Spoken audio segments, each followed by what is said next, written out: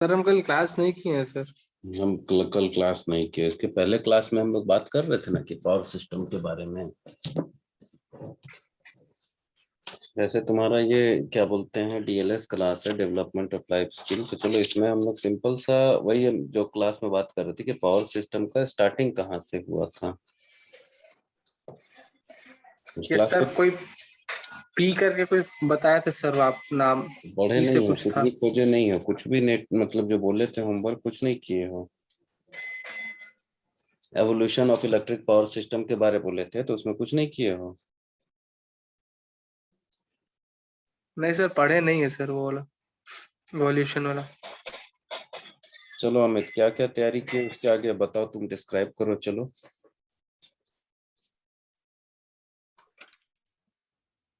Sir 1993 तक बताए थे 1993 कि तक बताए थे। वहाँ पहला 3 फेज लाइन है। जी हम्म। सर। और कैलिफोर्निया के शहर में 2.3 केवी का सप्लाई दिया गया, हम्म। जो कि 12 किलोमीटर के दायरे में था। उसके बाद सर 1922 में 165 केवी का बिजली जनरेट होने लगा। जनरेट होने लगा 165 के भी जनरेट होने लगा। जनरेट मतलब सर सप्लाई दिया जाने लगा वोल्टेज। हम्म। फिर 1923 में उसको 220 बढ़ाया गया। फिर मैक्सिमम कैपेसिटी बता रहे हैं सर। फिर 1935 में उसी को बढ़ा के 287 किया गया। फिर 1953 में 330 केवी किया गया। फिर 1965 में 500 केवी किया गया। फिर हम्म। 1966 में 735 केवी किया गया। फिर 1969 में 765 केवी किया गया। फिर 1990s में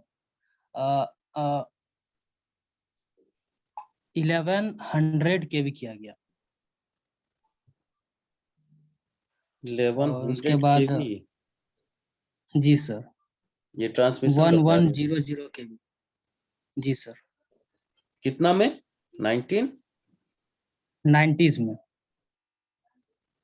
कहाँ किया गया 1100 के भी का। वो तो सर डेटा नहीं है, जस्ट इतना ही लिखा हुआ था। ईयरली वोल्टेज करके था, और इसका पूरा डेटा दिया हुआ था। हम्म। और फिर फ्रीक्वेंसी के बारे में था कि जो कनाडियन हो गया और यूनाइटेड स्टेट ऑफ अमेरिका हो गया, उसमें 60 हर्ट्ज तक का फ्रीक्वेंसी यूज करता था वो लोग। हम्म।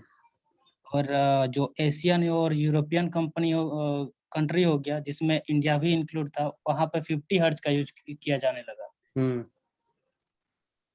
और उसके बाद एचवीडीसी ट्रांसमिशन सिस्टम आया सर उसके बाद, हम्म। जिसको 11 थ्योरी सिस्टम बोलते थे। हम्म। और ये 1880 से लेकर 1911 तक चला था, 1911 तक। हम्म। और इसमें भी कुछ प्रॉब्लम था। मतलब डीसी में जो सर पुराना प्रॉब्लम था, अभी तो एसी का यूज मतलब ये आ गया था, युग आ गया था। हम्म।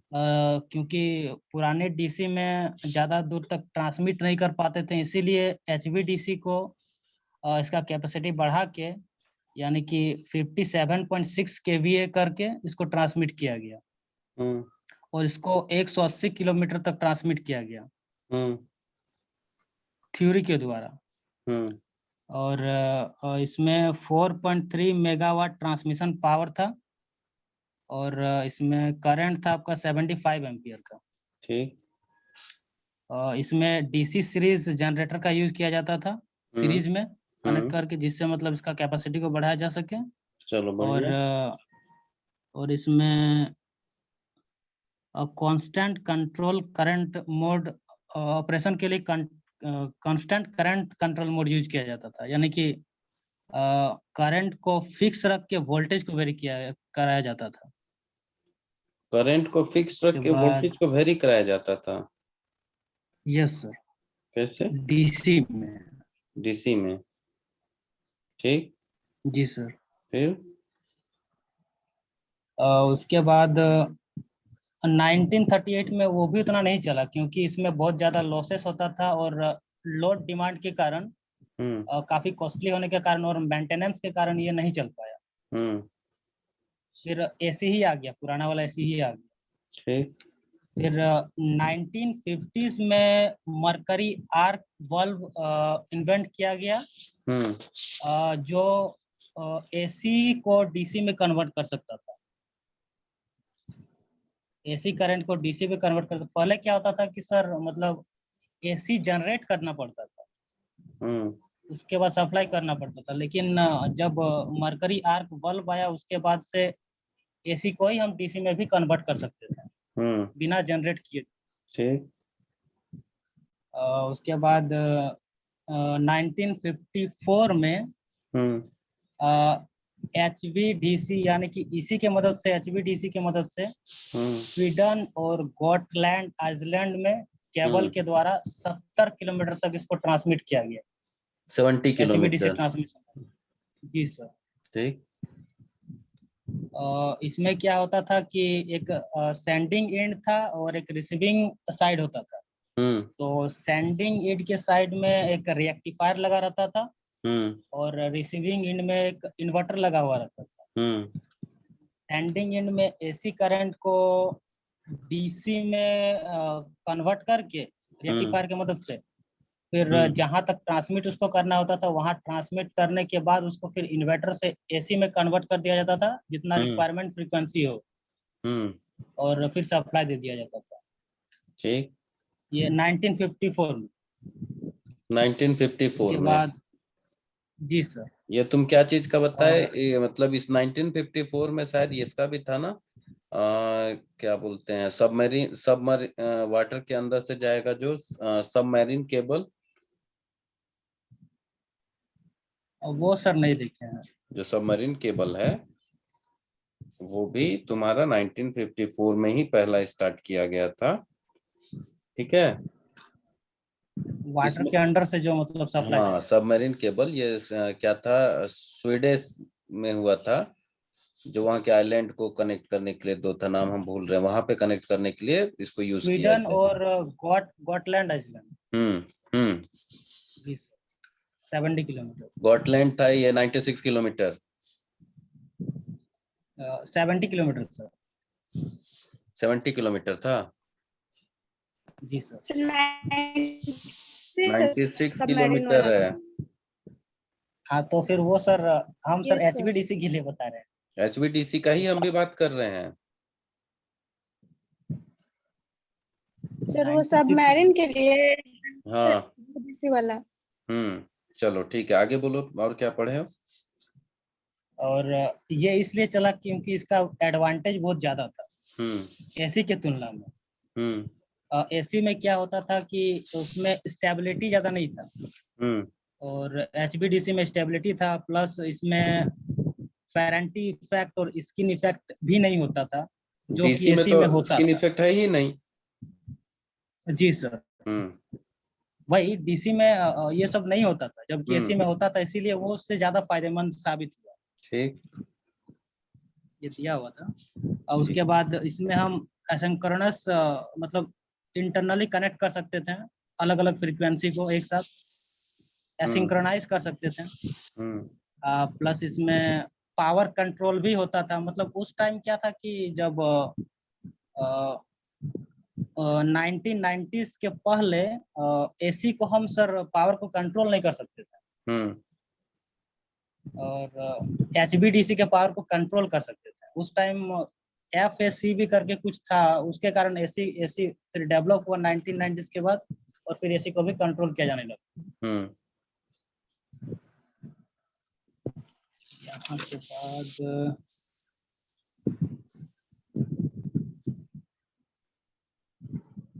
बस यहीं तक दिया हुआ।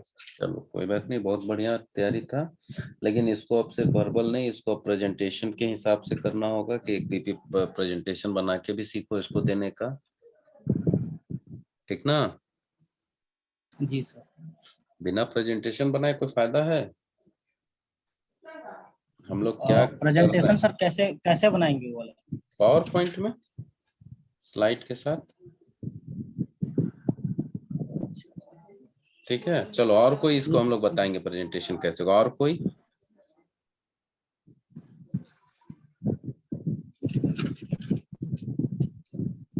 बोलो अमित के अलावा और कोई? अजय बोलो, क्या पढ़े हो? जो बोले थे कुछ पढ़ने, कुछ पढ़े हो?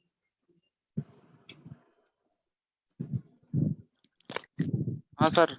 बताओ। चलो सर मतलब आज सुबह वाला क्लास, पूरा आज सुबह वाला क्लास नहीं किए थे। हाँ बोलो ना, सुन रहे हैं।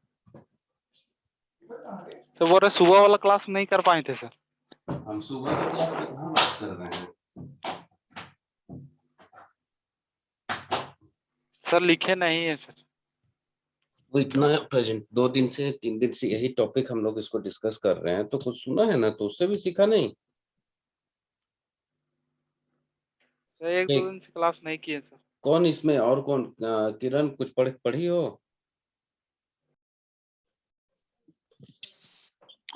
सर इसमें कहाँ से बताया सर? हम तुम शुरू एक से लिखे हैं सर हम। तुम क्या समझे? हम लोग का टॉपिक क्या था? हम बोले थे कि इवोल्यूशन ऑफ पावर सिस्टम एकदम शुरू से, जहां स्टार्टिंग था 1800 ईस्वी से, वहां से स्टार्ट करके एक बार जो भी जानती हो एक्सप्लेन करो। क्या पढ़ी उसमें, क्या क्या मिला बताओ। सर इसमें सर इसमें लिखे हैं कि मतलब फर्स्ट इलेक्ट्रिक पावर सिस्टम जो मतलब हुआ वो 1882 में हुआ सर। हम्म और उसको वो थॉमस एल्वा एडिसन के द्वारा हुआ। हम्म और पर्ल स्ट्रीट स्टेशन न्यूयॉर्क में सबसे पहला था सर इसका। हम्म ठीक है। और वो एक डीसी सिस्टम था। और steam engine driven DC generator था सर। ठीक है। और ये सप्लाई करता था 59 कस्टमर्स को पावर। हम्म और विद इन एरिया ऑफ रफली 1.5 किलोमीटर। ठीक, बहुत बढ़िया। सर और फिर? सर ये 110 वोल्ट सप्लाई करता था sir through an underground cable system. Hmm sir उसके बाद उसी टाइम में मतलब कुछ ईयर में सेम ऑपरेशन मतलब सिमिलर ऑपरेशन हुआ मतलब थ्रू आउट द सिटीज। उसके बाद फिर सर फ्रैंक स्पार्गो इन 1884 में वो मोटर लेके आए जिसमें वो मतलब लोड को ले सके।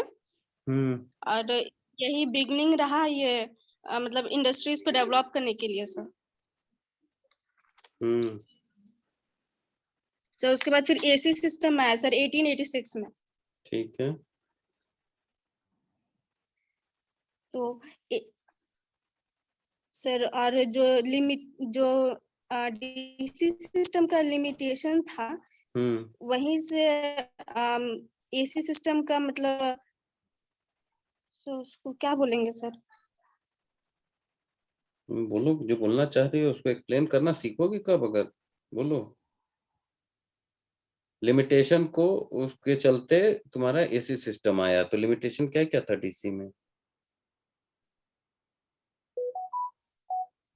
सर वो शॉर्ट डिस्टेंस तक भी वो मतलब पावर डिलीवर कर सकता था। ठीक, और हड़बड़ाओ नहीं, जितना जान रही हो बोलो, कोई दिक्कत नहीं है। सर और उसमें हाई वोल्टेज भी नहीं दे पाते थे सर। ठीक। सर उसके बाद फिर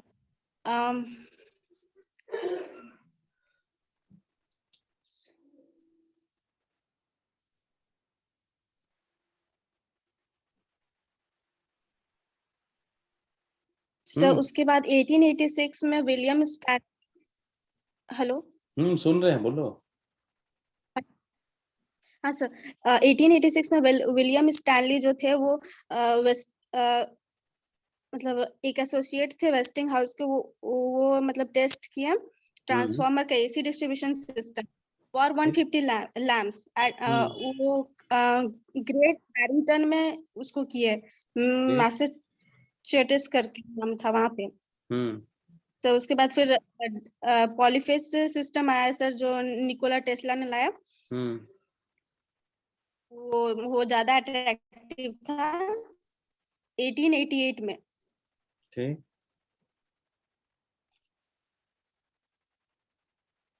सर उसके बाद फिर एसी वर्सेस डीसी आ गया सर, मतलब टेस्ला वर्सेस एडिसन जो आप दिए थे सर, वीडियो लिंक वाला भी। दिए थे, उसको देखी थी सर उसमें सर हल्का मतलब पूरा तो नहीं देखे सर, हाफ पार्ट देखे थे, जहाँ पे वो टेस्ला आके एडिशन को बता रहे थे कि मतलब क्या क्या, मतलब इसमें एसी मतलब डीसी से एसी में क्या क्या मतलब क्या क्या और ज्यादा मतलब फैसिलिटीज है इस टाइप में कुछ कुछ।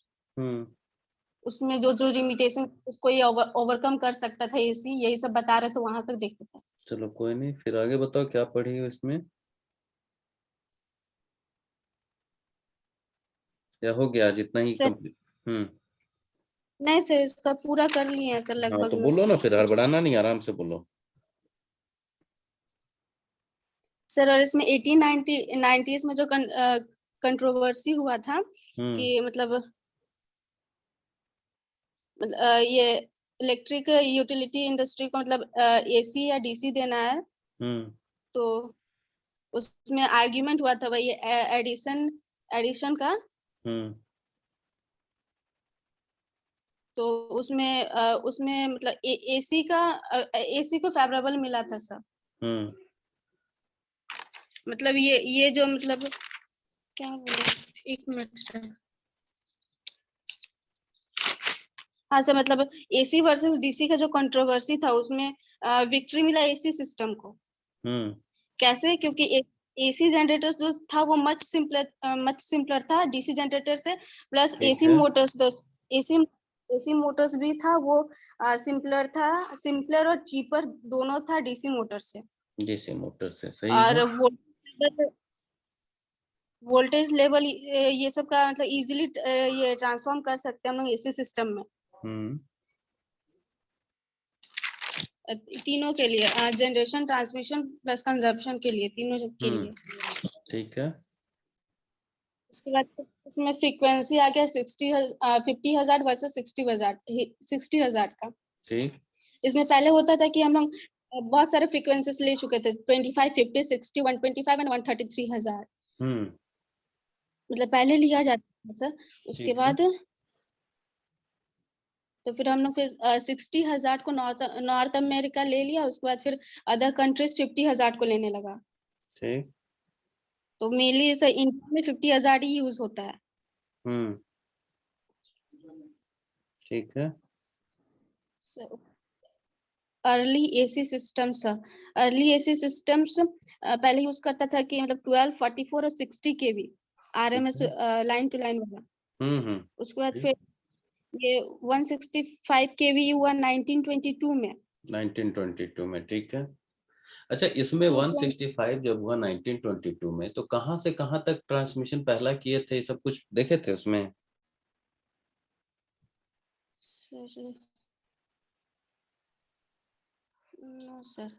सर लेकिन ये वाला देखे थे कि इंडिया में कहाँ चलो ठीक है, पहले चलो आया था ठीक है, हम लोग इलेक्ट्रिसिटी इस टाइप में। एक एक करके बढ़ेंगे। तो चलो, उसको नहीं देखे थे कोई बात नहीं, पहले जो तुम प्रेजेंटेशन बता रहे हो पहले क्लियर कर लो, उसके बाद आगे हम लोग आएंगे इंडिया पे।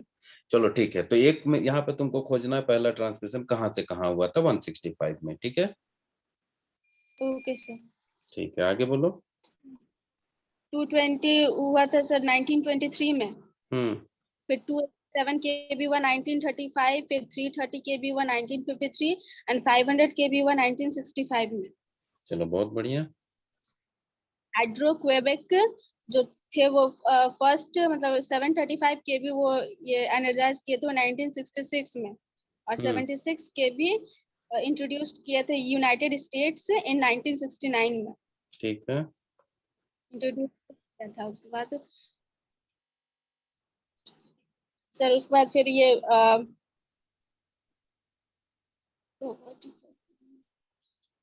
हड़बड़ाओ नहीं, सर उसके आराम बाद से इसको बोलो। मतलब और ये सर उसके बाद मतलब वेरियस इंडस्ट्रीज स्टैंडर्डाइज्ड किया अपना अपना वोल्टेज लेवल्स को।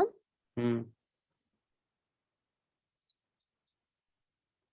सर उसके बाद फिर 115, 138, 161 एंड 230 केवी ये हाई वोल्टेज के क्लास में आने लगा एचवी हम्म क्लास में। हम्म उसके बाद 45, 500 एंड 765 केवी आ गया, तो मतलब आ गया एक्स्ट्रा हाई वोल्टेज क्लास में। 765 केबी कब आया था? कब आया था वो तो नहीं दिया हुआ था सर लिखो उसमें। 1969 में। 1969 मेंशन 1969 किया में हुआ है सर। 765 था, 1966 यस में 735 था, दो डेटा लिख लो, 565 में था, यही था ना मेरी, यही डेटा बताए थे यस ना सर, तुम? यस सर, जी सर। और 330 था 1953 यस में, लिख लिए? जी सर। Yes yes sir. चलो आगे बोलो। सर सर उसके बाद 1950s में आ गया एचवीटीसी ट्रांसमिशन सिस्टम। हम्म सर इसमें सर उसके मरकरी बाद आर्क मतलब रेक्टिफायर। हाँ sir mercury arc valve sir. उसके डेवलपमेंट के थ्रू सर इसमें ट्रांसमिशन सिस्टम आ गया सर। हम्म और ये सर ज्यादा अट्रैक्टिव था सर एचवीडीसी ट्रांसमिशन फॉर मतलब लॉन्ग डिस्टेंस के लिए सर, पावर हम्म ट्रांसमिशन के लिए।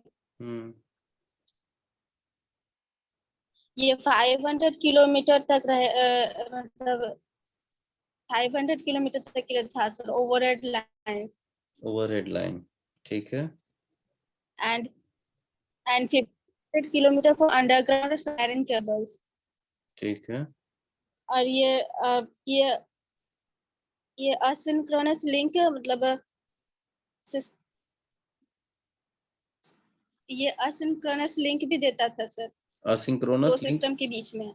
असिंक्रोनस लिंक का मतलब हाँ सर। क्या मतलब है?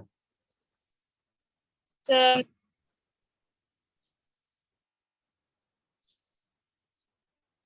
बोलो।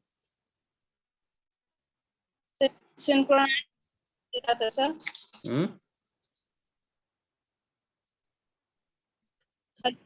सर सिंक्रोनाइज्ड नहीं होने देता था सर। ठीक, चलो थोड़ा सा इसको एक्सप्लेन जहाँ तक करोगे, हमको लगा थोड़ा सा एक्सप्लेन और एक्सप्लेन करोगे इसको। अभी अगर नहीं याद है तो चलो कोई बात नहीं, असिंक्रोनस लिंक को और बढ़िया से एक्सप्लेन करोगी। चलो आगे बोलो। सर उसके बाद फिर सर इसका जो फर्स्ट मॉडर्न कमर्शियल एप्लीकेशन था हम्म एचवीडीसी का वो हम्म हुआ 1954 में, हम्म जब Swedish man and island of Gotland वो दोनों इंटरकनेक्ट हुआ 96 किलोमीटर सबमरीन केबल में। हम्म उसके बाद फिर थायरिस्टर वाल्व आया सर, थायरिस्टर वाल्व कन्वर्टर्स। हम्म उससे उससे वो और अट्रैक्टिव हो गया एचवीडीसी। ठीक। उसके बाद फर्स्ट एप्लीकेशन एचडीवीसी एचवीडीसी का first application sir thyristor valve के थ्रू ही हुआ। वो ठीक है। हुआ एल रिवर में हुआ 1972 में हुआ। हम्म वही असिंक्रोनस टाई के थ्रू ही हुआ था सर दोनों पावर ठीक। सिस्टम के बीच में। ठीक है। बर्न्सविक के बीच में हुआ था। उसके बाद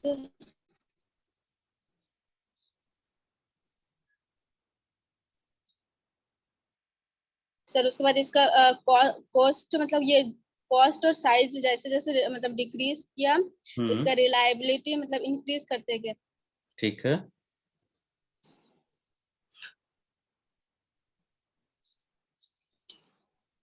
और कुछ है इसमें?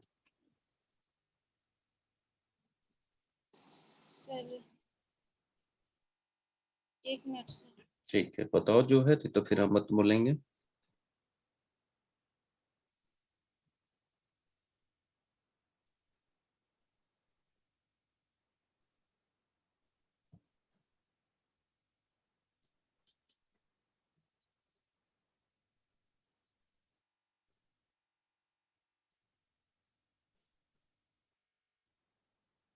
चलो ठीक है, हम स्टार्ट कर रहे हैं। जो है तुम्हारा उसको भी देख के रखो, फिर बताना।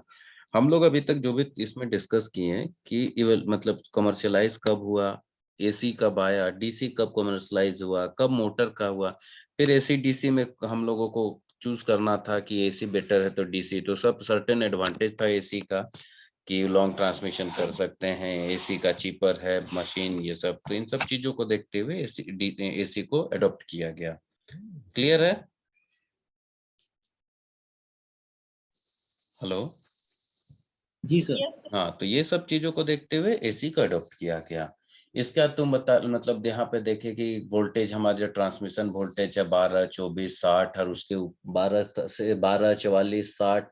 इसके बाद आया तुम्हारा 165 केवी 1922 में, 220 आया 1923 में, 287 आया 1935 में, 330 आया 1953 में, 500 आया 1965 में, और आया 735 1966, और 1969 में 765। यही था ना सर डेटा? 765। जी सर। ठीक है, ये सब हमारा क्या हुआ, अब हम हायर ट्रांसमिशन की ओर बढ़ते चले गए। जैसे जैसे साइंस का डेवलपमेंट हुआ, इलेक्ट्रिसिटी का डेवलपमेंट हुआ, हमारा इंफ्रास्ट्रक्चर बढ़ता गया, इसके साथ ही बढ़ता सभी कुछ डेवलप होते गए। इसके बाद हम लोग देखे कि लॉन्ग डिस्टेंस में HVDC, high voltage DC transmission हमारे लिए ज्यादा फायदेमंद है, तो उस पे आया गया स्वीडिश मेनलैंड, और क्या नाम बोले थे उसका, island Island of of God. Gotland. Island of Gotland और स्वीडिश मेनलैंड को जोड़ा गया अंडरग्राउंड केबल से, जिसको सबमरीन केबल बोलते हैं। सबमरीन केबल देखे हो कहीं फोटो? अब जब यहाँ हम लोग पढ़े थे उसमें कि सबमरीन केबल, तो सबमरीन केबल का फोटो देखे हो कोई भी, कैसा दिखता है? नॉर्मल केबल देखे हो ना सभी कोई? पावर सिस्टम जब Yes. वीके मेहता पढ़ोगे तो वीके मेहता में केबल्स है ना, चैप्टर 1, तो केबल का कंस्ट्रक्शन पढ़े हो वहां पे ना। कंडक्टर होता है, पेपर होता है, आर्मोरिंग होता है, ये सब चीज पढ़े हो? उसमें नहीं पढ़े हो केबल में?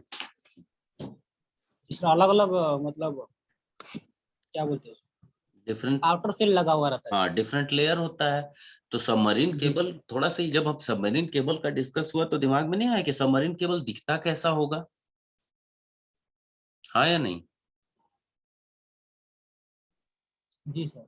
तो सबमरीन केबल कैसा दिखता है, क्या लेयर होता है, कैसे होता है, उसको हम लोग देखेंगे। ठीक है, अब हम लोग पढ़ लिए कि 765 केवी तक आ गए, लेकिन कोई भी यहाँ पे हमको इंटरकनेक्टेड पावर सिस्टम पे नहीं लेके आ पाए, उसको कनेक्ट नहीं किया, जितना हम बोले वहीं तक रहे। इंटरकनेक्शन कब से स्टार्ट हुआ था, कुछ पता है?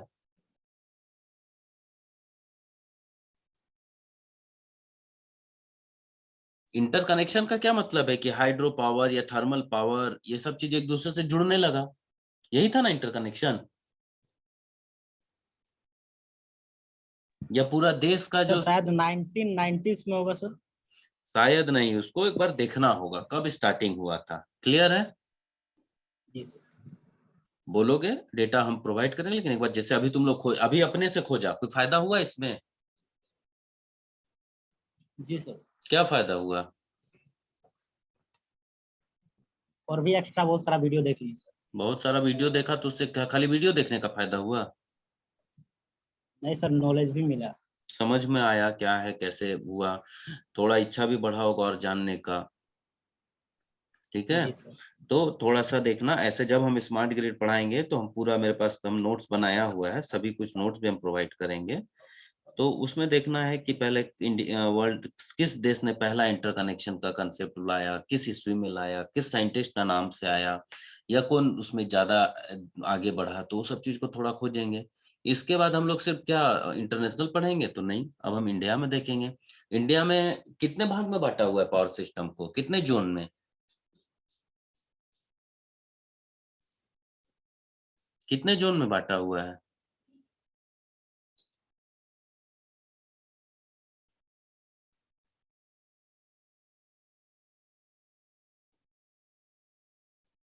सेंट्रल, नॉर्दर्न, ईस्टर्न, कुछ इस तरीके का जोन है?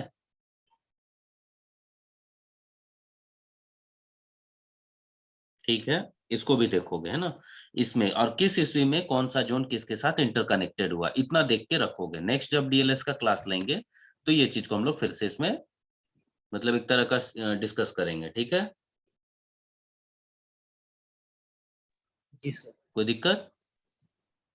नो फायदा सर। हो रहा है इससे, जो हम लोग एक डिस्कशन कर रहे हैं एक नया नया टॉपिक को लेके, तो समझ में आ रहा है इससे? अब मतलब तुम लोग को इलेक्ट्रिसिटी का कहाँ से स्टार्ट हुआ वो सब चीज एकदम ब्लैंक तो नहीं हो गया, कुछ ना कुछ तो जवाब दोगे अगर कोई पूछेगा तो, जैसे उस दिन पहले दिन ब्लैंक थे, अब तो नहीं ना होगे? No sir. अब बढ़िया लग रहा है पढ़ने में ये सब नया नया चीज, जो छोटा छोटा टॉपिक है? जी सर। तो पार्टिसिपेट करो, फायदा मिलेगा। और हम क्या बोल रहे थे कि जैसे उस दिन कि इसमें प्रोजेक्ट का है, तो प्रोजेक्ट इसको ही एक 3-4 लोग मिलके एक टॉपिक बना के कर सकते हो, नहीं हो सकता है? हो जाएगा सर। तो लेकिन इसमें डिटेल होना चाहिए, कम से कम 80 से 100 पेज का डिस्क्रिप्शन होना चाहिए, फिगर होना चाहिए, कहाँ से क्या हुआ उसका black and white he figure, तो सबको करो। और जिस दिन मतलब अभी डॉक्यूमेंटेशन बना के रखो 6 सेमेस्टर के लास्ट तक, 4 लोग मिलके, 4 से ज्यादा नहीं, 4 लोग मिलना, इस टॉपिक को उठाओ, एक अच्छा से इसका नाम दो और इसको प्रोजेक्ट के रूप में डेवलप करो, ठीक है? जिसको ओके सर। इंटरेस्ट हो, जबरदस्ती में नहीं है कि हम यही करेंगे, इंटरेस्ट जिन 4 लोग को हो, 4 से ज्यादा नहीं। तो इसमें बहुत सारा चीज सीखने मिलेगा, बहुत सारा चीज, ठीक है ना? जी सर। चलो, तो आज यहीं तक रखते हैं इसको। नेक्स्ट क्लास हम लोग कल देखेंगे ट्रैक्शन में या मशीन में। जो मशीन में तो कहीं कोई प्रॉब्लम नहीं हो रहा होगा?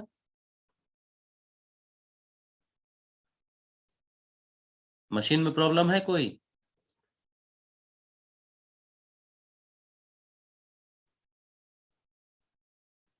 हाँ जय, कोई प्रॉब्लम है मशीन में? जितना पढ़ाए हैं कहीं कोई दिक्कत है? नहीं सर। चलो, तो कल ट्रैक्शन को हम लोग पहले, फिर लास्ट ट्रैक्शन का एक चैप्टर बचा हुआ है उसको हम लोग खत्म करेंगे, उसके बाद फिर से रिवीजन जो बोलोगे उसको हम करा देंगे, ठीक है? चलो यहीं तक रखते हैं आज।